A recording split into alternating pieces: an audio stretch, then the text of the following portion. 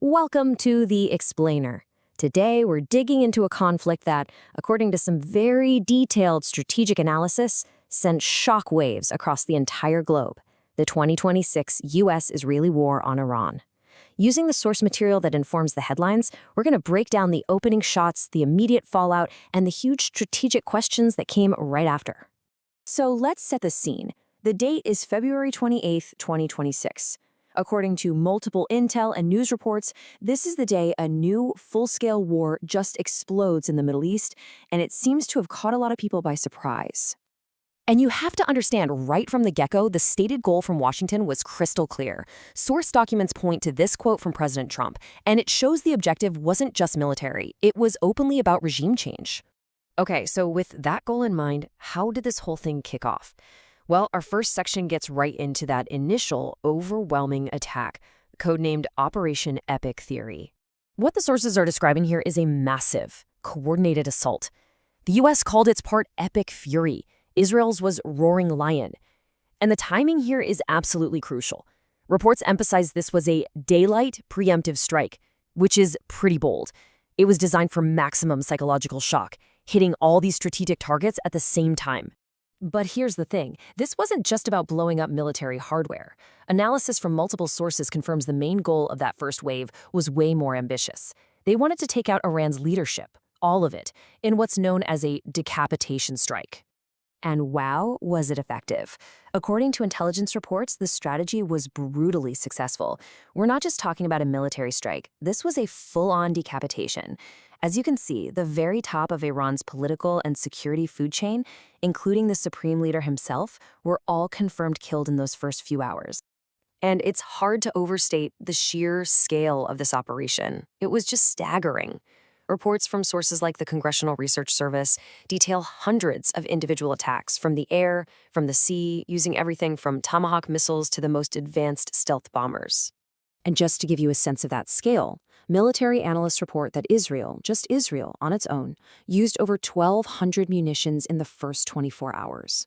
That signals an intensity that's just way beyond anything seen in previous conflicts in the region. Now, you might think that losing your entire leadership would paralyze you, right? Well, not in this case.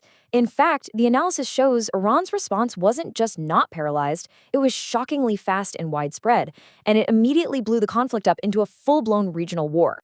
And when you look at the timeline, something really jumps out: the speed. Within just 1 hour, 60 minutes, Iran's counterattack was already underway. Analysts think this was only possible because they had pre-approved war plans ready to go, which let them hit back right away, even with that leadership vacuum.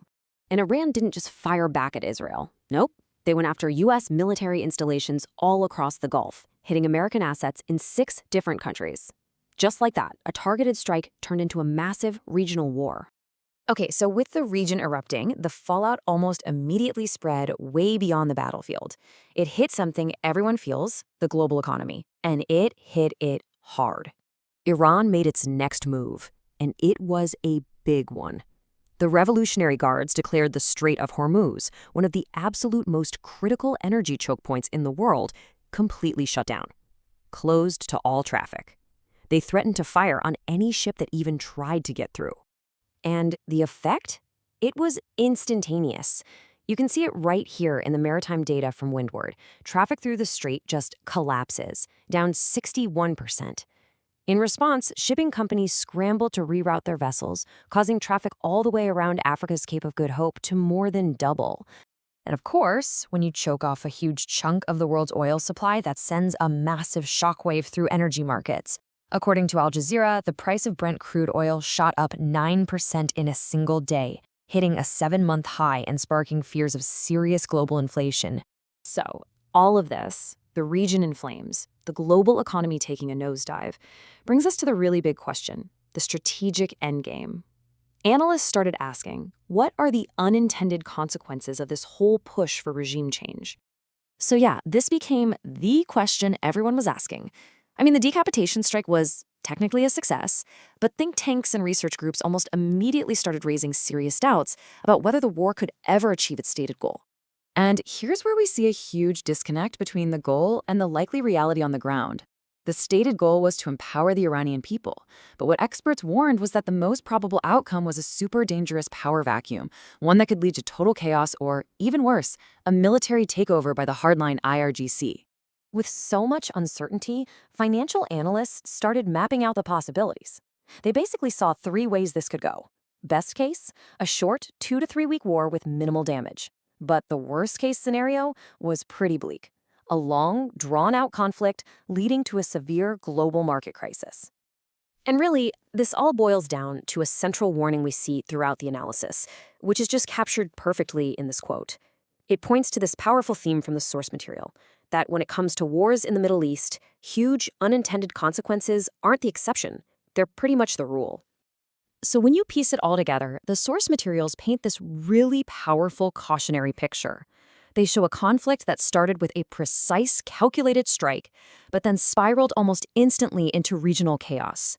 And it leaves us wrestling with this final, very provocative thought.